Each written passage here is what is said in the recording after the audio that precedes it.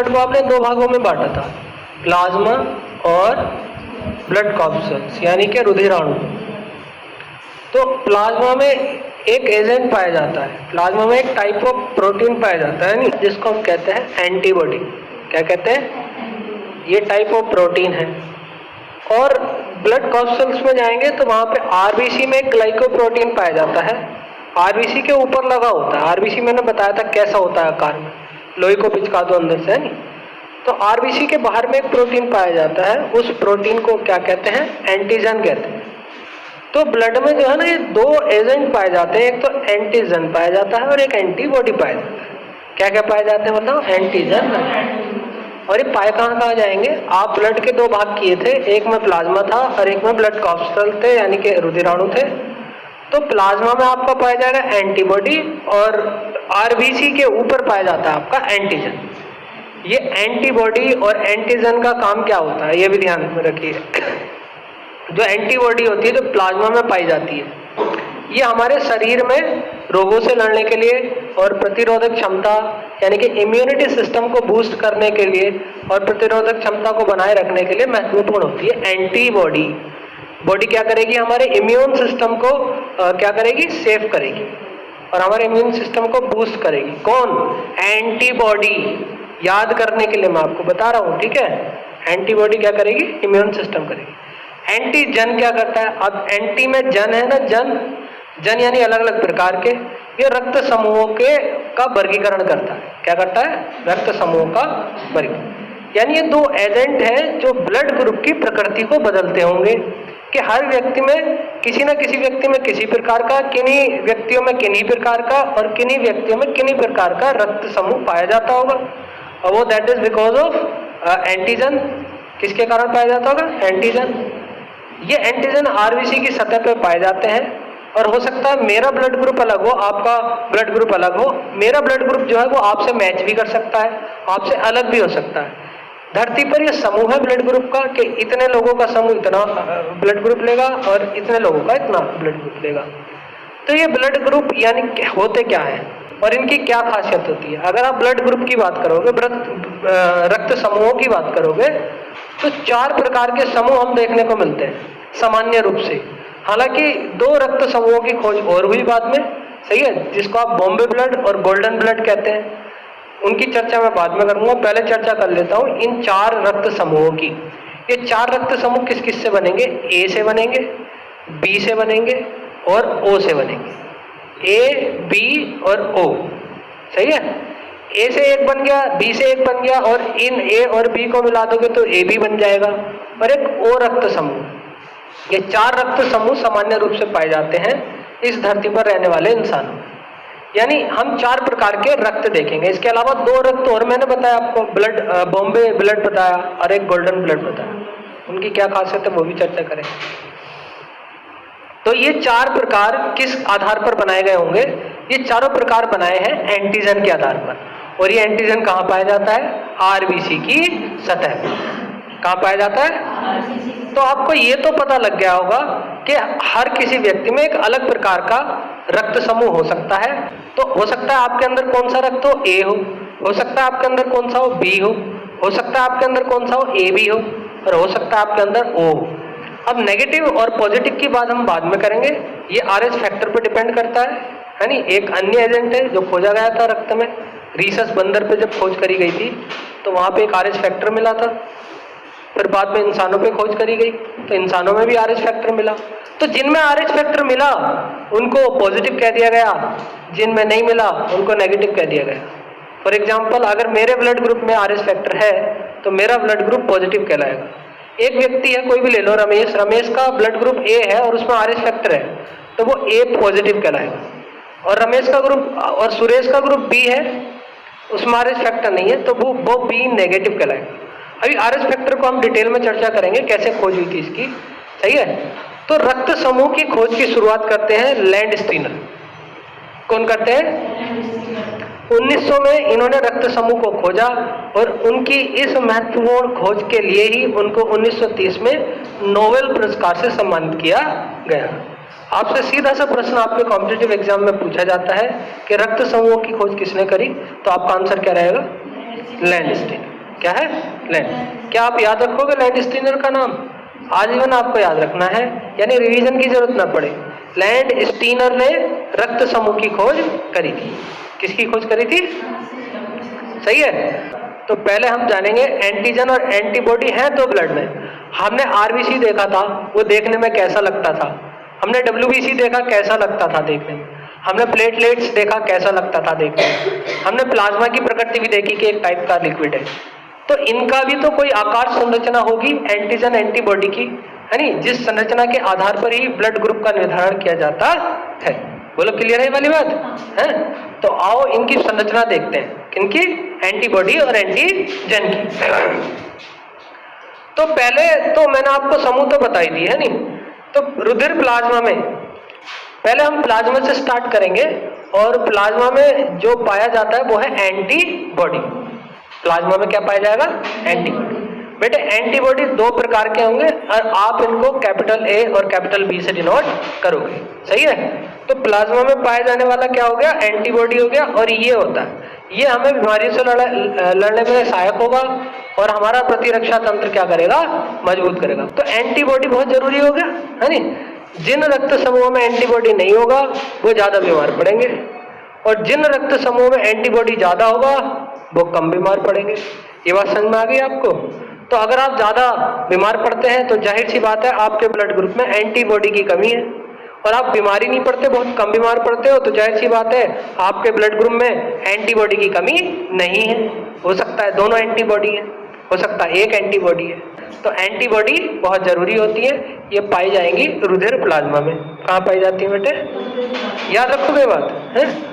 अच्छा, रुधिर प्लाज्मा में कितने प्रकार की एंटीबॉडी पाई जाती है? कौन कौन सी है? ए, स्मॉल ए और स्मॉल बी। तो जो ये एंटीबॉडी प्लाज्मा में पाई जा रही है, इनका आकार कैसा लगता है? तो पहला बाई देखा आपने? बाई जैसे अशोक की लिपि थी ना, अशोक की लिपि ऐसी थी, है नी। उसी आकार के ये एंटीबॉडी ए और बी होते हैं। याद भी आसानी से करा दूंगा मैं। देखो ए आप ऐसे नुकीला बनाते हो, तो नुकीली वाली जो संरचना होगी वो किसकी होगी? ए की होगी। लेकिन एंटीबॉडी की बात कर रहा हूं मैं। किसकी? एंटीबॉडी। ये तो चिमटे टाइप मैंने बता दी, और चिमटे टाइप मतलब हो गया एंटीबॉडी की बात कर रहा हूँ। तो नुकीली संरचना होगी। कैसी संरचना होगी? नुकीली। सही है, नुकीली संरचना होगी। और ये नुकीली संरचना एंटीबॉडी ए होती है। कौन सी होती है? ए। अब कुछ गोल संरचना होती है ऐसे, देखो जैसा मेरा हाथ दिखाई दे रहा। अगर मैं इसको, ये कौन सी संरचना है? ए है नहीं, मैं मार कर रख देता हूँ तब पूछता हूँ आपसे, ये कौन सी संरचना है? क्या है ये? एंटीबॉडी। अब ये मैंने बना दिया गोल गोल, ये कौन सी संरचना हो गई? ये बी हो गई। अब बी गोल गोल होता है ना, गोल गोल, तो बी की ये हो गया। बेटे ये वाली संरचना एंटीबॉडी है, एंटीजन नहीं है, ये बात ध्यान रख लेना। तो ये एंटीबॉडी ए, ये एंटीबॉडी एंटीबॉडी एंटीबॉडी। क्लियर है? क्लियर है ना? सही है। तो संरचना ऐसे पाई जाएंगी एंटीबॉडी की, और एंटीबॉडी बी की संरचना ऐसे पाई जाएगी। अब आते हैं दूसरे वाले पे, यानी कि ब्लड कॉर्पसल्स में आरबीसी के ऊपर जो पाया जाता है, जिसको हम एंटीजन कह रहे हैं, जो कैटेगराइज करेगा हमारे ब्लड ग्रुप को, हमारे ब्लड को, उसको कहते हैं एंटीजन्स। और ये ब्लड कॉर्पसल्स के आरबीसी, रेड ब्लड सेल के ऊपर पाया जाता है। सही है। कौन सा है? एंटीजन। एंटीजन भी बेटे दो प्रकार के होंगे, कैपिटल ए और कैपिटल बी। मैंने आपको काम भी बता दिया इनके। एंटीबॉडी का काम है प्रतिरक्षा को मजबूत करना, हमारे प्रतिरक्षा तंत्र को मजबूत करना, और एंटीजन हमारा एक विशेष टाइप का ब्लड बना देता है। तो ब्लड के वर्गीकरण के कारण, ब्लड का वर्गीकरण का कारण कौन है? एंटीजन। कौन है? एंटीजन भी दो होते हैं, लेकिन ये कैपिटल ए और कैपिटल बी से डिनोट करे जाएंगे। बोलो क्लियर है ये वाली बात है? आओ इनकी संरचना देखते हैं। एंटीजन कहाँ पाए जाते हैं पहले ये बताए? आरबीसी के ऊपर। कहाँ पाए जाएंगे? बोलो, ये बात क्लियर है ना? और इनकी संरचना आप देखोगे तो क्योंकि ए है, नुकीला होगा, तो ये गोल गोल के ऊपर जो नुकीला सा दिखाई दे रहा है, ये आपका क्या हो गया जान रहे हो? ये एंटीजन हो गया। और एंटीजन में भी कौन सा एंटीजन है? ए है। सही है। अब बी है तो बी हम गोल गोल बनाएंगे। देखो बी फॉर बैटियरा, बी फॉर बैटियरा। तो ये जो नुकीली संरचना हमको दिखाई दे रही है, ये एंटीजन ए है और गोल वाला एंटीजन बी है। लेटर के आकार के आधार पर भी हम इनको समझ सकते हैं। सही है। लेटर आकार एक नुकीला होता है और उसका कैसा होता है, गोल होता है। तो उसी आधार पर हमने इनकी संरचना समझ ली। बेटे एंटीबॉडी याद है ना, कौन सी है, कौन सी है, और गोल के ऊपर अगर मैं ए बना दूं तो एंटीजन ए, और गोल के ऊपर अगर फूल बना दूं, बोलो क्लियर। अब इन दोनों में जो है ना, एंटीबॉडी अगर ए है तो एंटीजन बी होगा, एंटीजन अगर बी है तो एंटीबॉडी ए होगा, अपोजिट होंगे एक दूसरे के, सही है।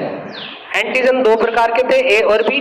जहां एंटीजन ए पाया जाएगा वहां एंटीबॉडी बी पाया जाएगा, यानी कि एंटीजन नुकीला वाला पाएगा तो वहां एंटीबॉडी कौन सा है, गोल वाला, सही है। ऐसा क्यों है, ताकि आपस में फंसे ना। अगर मैंने एंटीबॉडी ए एंटीजन ए में मिला दिया तो ये आकर इस पे फंस जाएगा, फंस जाएगा, और जब फंसेगा तो खून कैसा हो जाएगा, गाढ़ा। क्या खून फ्लो कर पाएगा फिर, नहीं। ये कारण है कि प्रत्येक एंटीजन के लिए उसके विपरीत एंटीबॉडी होती है, यानी एंटीजन ए होगा तो एंटीबॉडी कौन सी होगी, बी। एंटीजन बी होगा तो एंटीबॉडी कौन सी होगी, और क्यों विपरीत होती है ये भी आपको क्लियर होगा, क्योंकि वो आपस में संरचना से संयोजन करेंगे, और संयोजन करेंगे तो खून कैसा हो जाएगा, गाढ़ा हो जाएगा, और गाढ़ा खून फिर फ्लो नहीं कर पाएगा।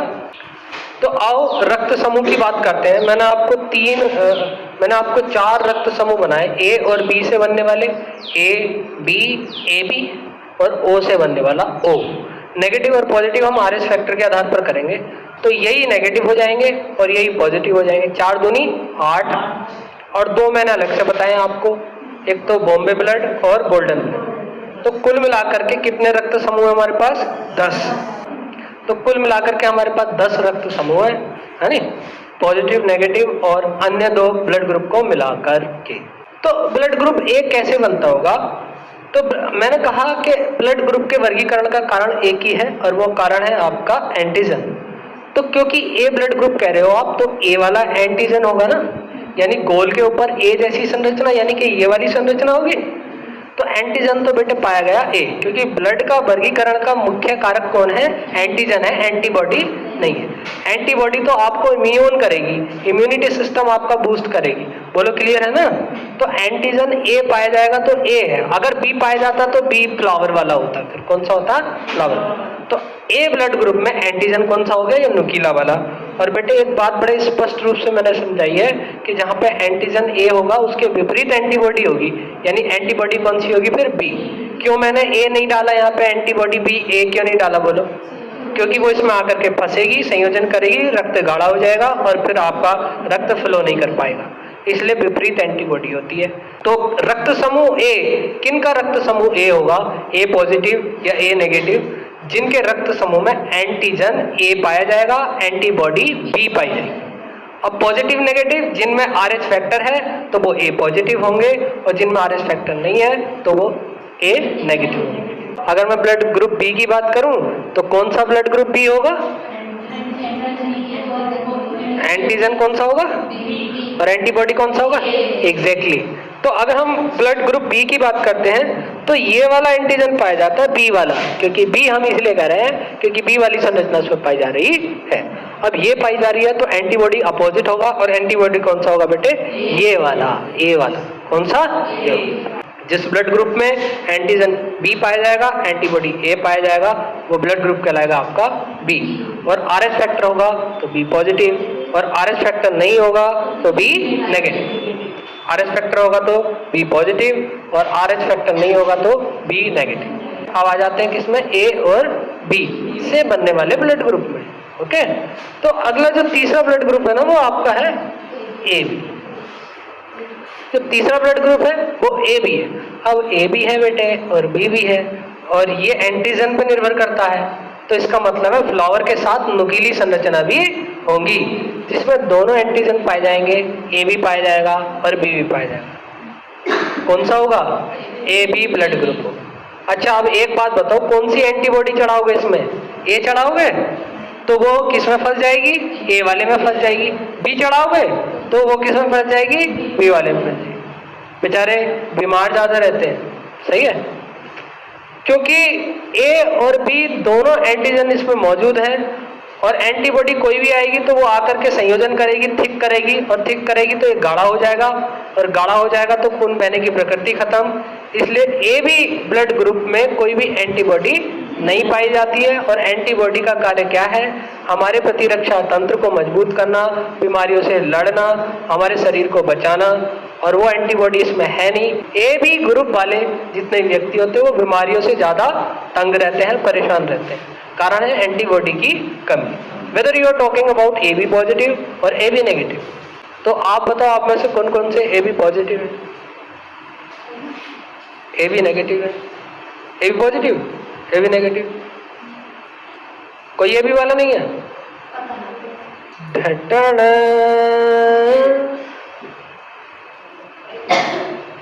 ए बी पॉजिटिव।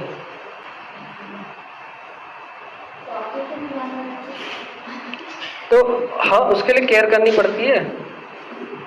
मैं अपनी बहुत केयर करता हूँ, इसलिए मैं बीमार नहीं रहता। जहां मैं केयर करना छोड़ दूंगा ना,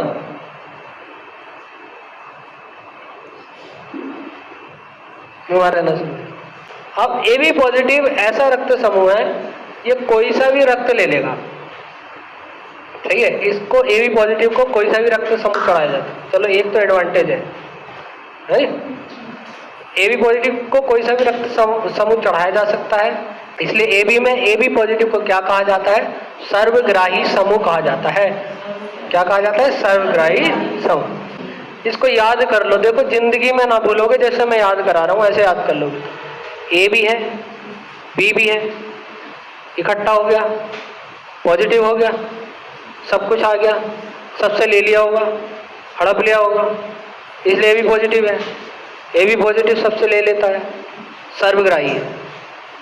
अब पॉजिटिव नेगेटिव भी होगा, इसमें आर एस फैक्टर पाया जाएगा ए बी वाले ब्लड ग्रुप में, तो आप उसको क्या कह दोगे? A B positive. और आर एस फैक्टर नहीं पाया जाएगा तो उसको कह देंगे ए बी नेगेटिव। सही है? आर एस फैक्टर क्या है ये चर्चा हम बाद में करेंगे जब आर एस फैक्टर बताऊंगा। तो बेटे हमने अभी A positive A negative, B positive B negative, A B positive A B negative, ये कितने 2 3 6 प्रकार के ब्लड ग्रुप देख लिए। मूल रूप से 3 प्रकार के ब्लड ग्रुप देख लिए। ओ वाले ब्लड ग्रुप में क्या होता है कि केवल ओ वाला ही ब्लड ग्रुप पाया जाता है, मतलब ओ ही पाया जाएगा, ऊपर इसमें एंटीजन होंगे ही नहीं, ना ए होगा और ना बी। अब एंटीजन ब्लड ग्रुप बनाते हैं, ब्लड की प्रतिरक्षा नहीं बनाते।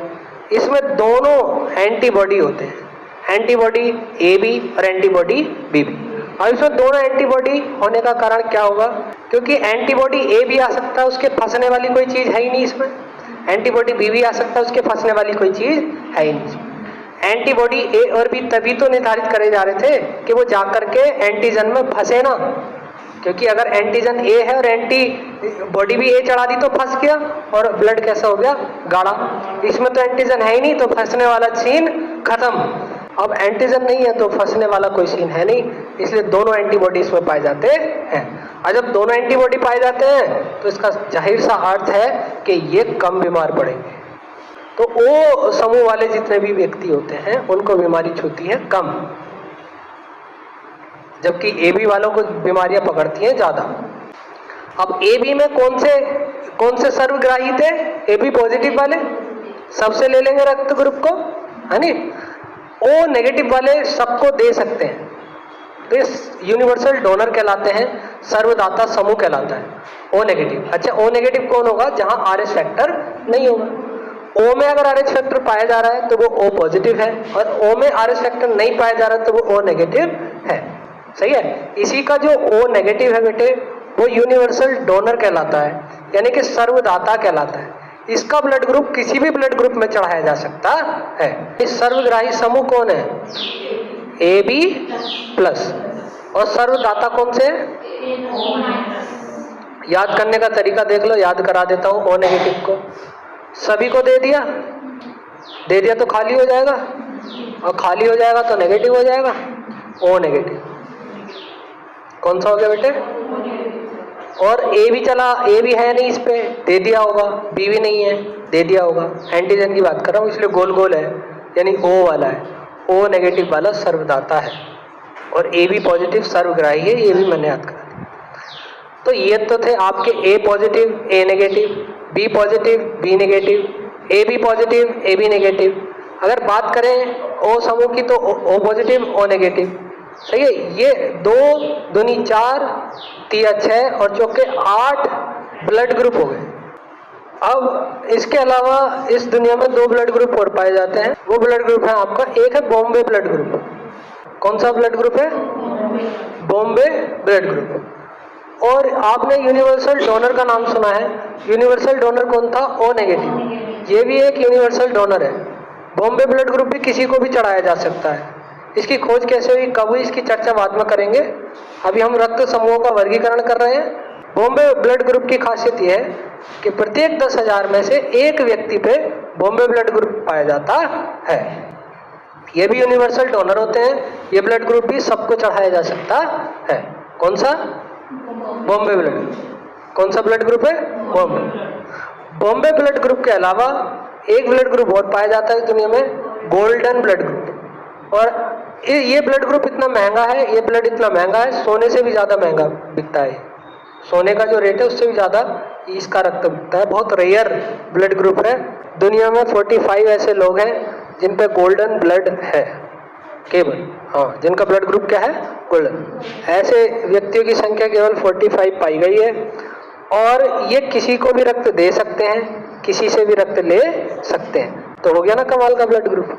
और इसकी एक और इम्पोर्टेंट चीज ये है कि गोल्डन ब्लड ग्रुप में आरएस फैक्टर नहीं पाया जाता है।